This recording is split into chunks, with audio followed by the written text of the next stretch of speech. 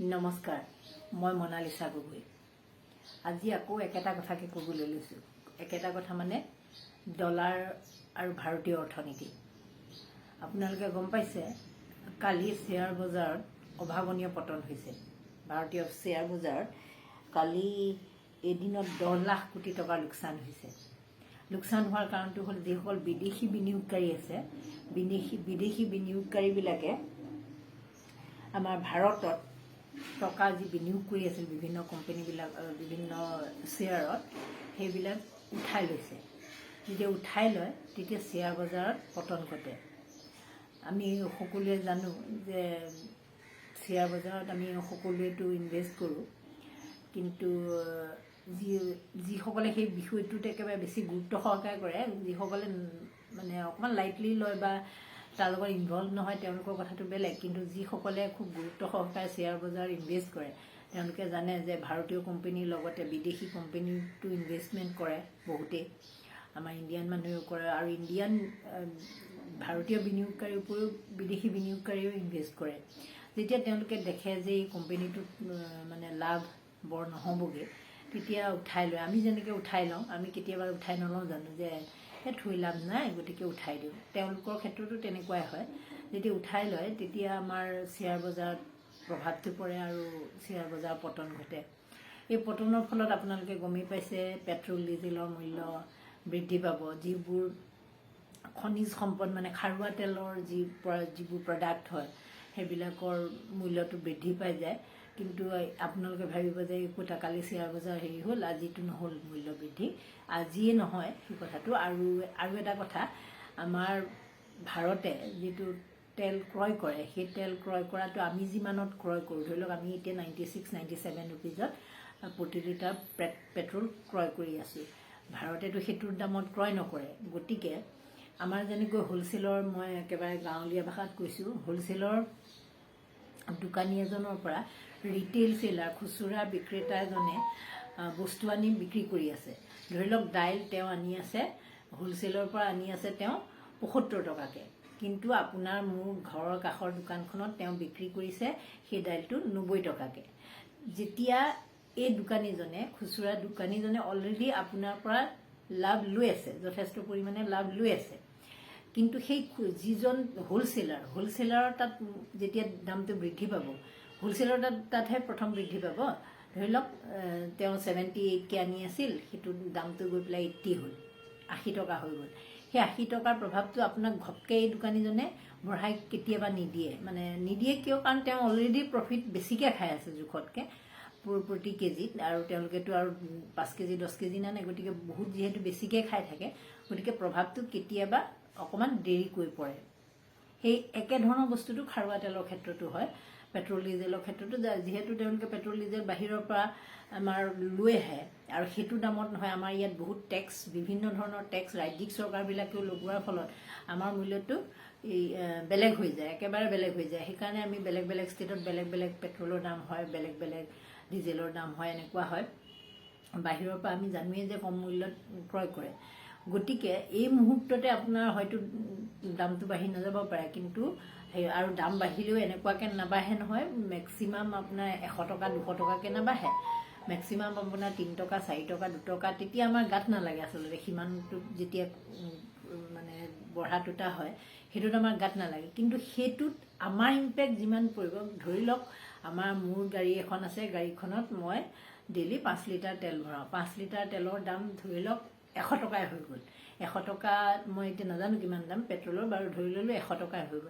100 টকা হোৱাৰ লগে লগে ধৰি 5 টকাকৈ বাঢ়ি 25 টকা বাঢ়িল, আপোনাৰ সিমান গাত নালাগিব। সেইটো আমাৰ ইম্পেক্টটো আমাৰ তাত নপৰে। 25 টকাত ইম্পেক্টটো নপৰে। ইম্পেক্টটো পৰে আমাৰ যিবোৰ দৈনন্দিন খাদ্য সামগ্ৰী অনা নিয়া কৰাৰ কাৰণে যিটো কমিউনিকেশ্যন খৰচ, যিটো যাতায়াত ব্যৱস্থাৰে পাঞ্জাৱ, হাৰিয়ানা, কলিকতা, দিল্লীৰ পৰা যে গাড়ীবোৰ লৈ যে আমালৈ যে আহি থাকে বস্তুবোৰ, সেই বস্তুবোৰ অনাৰ যিটো ব্যয়, সেই ব্যয়টো বাঢ়ি যায়। ব্যয়টো বঢ়াৰ ফলত আপোনাৰ সেই পেট্ৰল ডিজেলৰ মূল্য বৃদ্ধিত আমি গাড়ী নথকাবিলাকে ভাবিম যে মোৰনো কি দৰকাৰ, মই চাইকেলখনত ঘূৰি ফুৰোঁ, মোৰতো একো প্ৰয়োজনেই নহয়, পেট্ৰল ডিজেলৰ যি হয় হৈ থাকক। পেট্ৰল ডিজেল যি হয় হৈ থাকক, আপুনি চাইকেল লৈহে নালাগে, আপুনি দুটা ভৰিৰ ওপৰতো যদি খোজকাঢ়ি ফুৰে, আপোনাৰ ঘৰৰ সেই দাইলকণত, আপোনাৰ ঘৰৰ সেই হালধি টেমাটোত, নিমখৰ টেমাটোত প্ৰভাৱটো পৰিব, আলুটোত প্ৰভাৱটো পৰিব, পিঁয়াজটোত প্ৰভাৱটো পৰিব। আচলতে বস্তুটো তেনেকুৱা। সেইকাৰণে আমি যেতিয়া অৰ্থনীতি যেতিয়া ক্ষতিগ্ৰস্ত হয়, তেতিয়া আমি ভাবোঁ যে বহুতবোৰ মানুহে অৰ্থনীতি ক্ষতিগ্ৰস্ত হ'লে আমি ইমান মাথা নামাৰোঁ, ঘৰত মোৰ আছে, এইখিনি বস্তু মই এভেইলেবল কিনিবলৈ পাওঁ, এনেকৈ আমি খাবলৈ পাওঁ, ঘৰতে আছে, মোৰ বেছিভাগ বস্তুৱে কিনিব নালাগে। সেইটো হয়, আমিতো যিবোৰ কেঁচা সামগ্ৰী, ধৰি লওক নেমু, ঘৰত লগা বন্ধাকবি চন্ধাকবিবিলাক আমি ঘৰত পাই যাম, কিন্তু যিবিলাক আপুনিতো পিন্ধা কাপোৰটোতো নাপাব ঘৰত। সকলোবোৰ পিন্ধা কাপোৰ, আপুনি কিনিব খোজা জোতাযোৰ, আপুনি কিনিব খোজা ঘড়ীটো, এনেকুৱা ধৰণৰ সামগ্ৰীবিলাক আপুনি নাপাব। মুখত ঘঁহা ক্ৰীমটো, এই ধৰণৰ বস্তুবিলাকৰ আচলতে প্ৰভাৱটো সেই ডলাৰৰ লগত বা অৰ্থনীতিৰ লগত পৰি যায়। তেনেকৈ মই আগতেও বহুতবাৰ কৈছোঁ যে আমাৰ ঘৰত যে আমি বিভিন্ন কোম্পানীৰ বেচিন লগাওঁ, পাইপ লগাওঁ, আজিকালিতো চবৰে ঘৰত ৰানিং ৱাটাৰ থাকে, ৰানিং ৱাটাৰৰ যে পাইপবোৰ লগাওঁ, ঘৰত যে গ্ৰিলখন লগাওঁ, ঘৰত যে বাৰাণ্ডাত আপোনাৰ গ্ৰিলৰ বাৰাণ্ডা এখন দিওঁ, এনেকুৱা ধৰণৰ দৰ্জাখন লগাওঁ, দৰ্জাখনৰ হুক এটা লগাওঁ, হেণ্ডেল এডাল লগাওঁ, এই সকলোবোৰত প্ৰভাৱটো পৰে। সেইবোৰত প্ৰভাৱটো পৰে। এইবোৰ ষ্টীলৰ যেতিয়া বস্তুবোৰ আমাৰ ইয়াত ফেক্টৰী থাকিলেও বা কাৰখানা থাকিলেও কিছুমান ৰ মেটেৰিয়েল বাহিৰৰ পৰা কিনিব লগা হয়, আৰু সেই ৰ মেটেৰিয়েলবিলাক কষ্টলি হয়। যেতিয়া ডলাৰৰ লগত আমাৰ কথাটো আহি যায়, তেতিয়া আমি বেছি ভাৰতীয় মূল্যটো বেছি দিব লগা হৈ যায়। আৰু আপুনি এটা হেণ্ডেল, দৰ্জাখনত লগোৱা হেণ্ডেলডাল যদি আগতে 300 টকাত কিনিছিল, আপোনালোকে নিজেই মনত পেলাওক, এতিয়া সেইটোৰ দাম গৈ পেলাই 375 টকা, নহ'লে 400 টকা অলৰেডি হৈছে। আৰু এই যে বিপৰ্যয় হ'ব, এই বিপৰ্যয়ৰ ফলত আৰু সেইটোৰ দাম বাঢ়িব। গতিকে এনেকুৱা ধৰণৰ কথাটো মানে সঁচাকৈ ভয় লগা। আপোনালোকে চাগে ভাবিছে যে শ্বেয়াৰ বজাৰত আমিতো ইনভেষ্ট কৰা নাই, গতিকে আমাৰনো কি আহে যায়।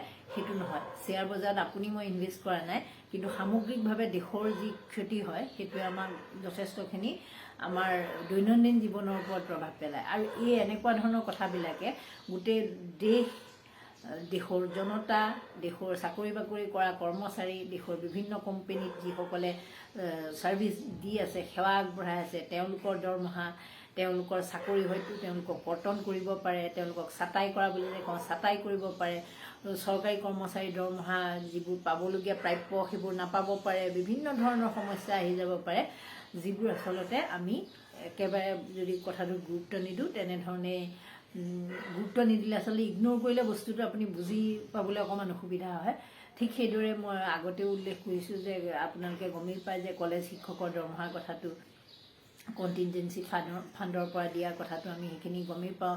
সেইটো ইমাৰ্জেঞ্চি ফাণ্ড বুলি কয়, ইমাৰ্জেঞ্চি ফাণ্ডৰ পৰা হয়তো চৰকাৰে দিব, কিন্তু যেতিয়া অসম চৰকাৰে এটা ঋণ লৈ আহে দি আছে, এই ঋণতো কিন্তু এইবোৰৰ প্ৰভাৱবোৰ পৰেগৈ। এতিয়া কোনোবাই আকৌ তলত লিখিব যে ঋণত আকৌ ইয়াৰ শ্বেয়াৰ বজাৰৰ কি প্ৰভাৱ পৰে। মই ক'লোৱেই নহয়, আপোনাৰ ঘৰৰ দৰ্জাৰ হেণ্ডেলডালত যদি প্ৰভাৱ পৰে, তেনেহ'লে ঋণতো প্ৰভাৱ পৰে, চৰকাৰৰ প্ৰতিটো কামত প্ৰভাৱ পৰিব, কাৰণ চৰকাৰে এতিয়া কনষ্ট্ৰাকশ্যন চলাই আছে। সেই মই যে ক'লোঁ, আপুনি ঘৰত লগোৱা হেণ্ডেলটো, আপোনাৰ ঘৰৰ হুকটো যেনেকৈ দাম বাঢ়িল, চৰকাৰে যিবোৰ এতিয়া কনষ্ট্ৰাকশ্যন চলাব, তাত যে লোহা ষ্টীল যিবোৰ ইউজ কৰিব, সেইবিলাকৰ দামো বাঢ়ি যাব।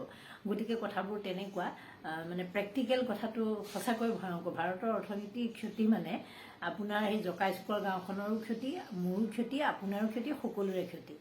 গতিকে এই বিষয়বোৰ আচলতে একদম গুৰুত্ব সহকাৰে লোৱা উচিত, আৰু কোনবোৰ বিষয়ত আমি গুৰুত্ব প্ৰদান কৰা উচিত। আমি ভাবি থাকোঁ কিছুমান, ক'লোৱে মই সদায় কৈয়ে থাকোঁ যে আমি উৎসৱ পাৰ্বণত খুব ব্যস্ত হৈ আছোঁ, কিন্তু এই উৎসৱ পাৰ্বণে আমাক নোখোৱায়, কিন্তু কোনো উৎসৱ পাৰ্বণে নোখোৱায়। যিয়ে আপুনি পাতক, আধ্যাত্মিক উৎসৱেই পাতক, ফূৰ্তি কৰা উৎসৱেই পাতক, এইবোৰ কিন্তু সাময়িকহে। এইবোৰে সাময়িক আপোনাৰ 2-4 দিনৰ সুখ দিব, কিন্তু লং টাৰ্মত আমাৰ আহি থকা ভৱিষ্যতৰ কাৰণে এই উৎসৱ পাৰ্বণ কিন্তু আমাৰ মেইন চ'ৰ্চ নহয়। কোনোবাই যদি উপাৰ্জনো কৰিছে, সেয়া আপোনালোকে চ'ৰ্চ বুলি নাভাবিব, বা কোনোবাই যদি তাত খুব আনন্দও কৰিলে, সেয়াও পাৰ্মানেণ্ট সুখ বুলি নাভাবিব। নমস্কাৰ, ধন্যবাদ।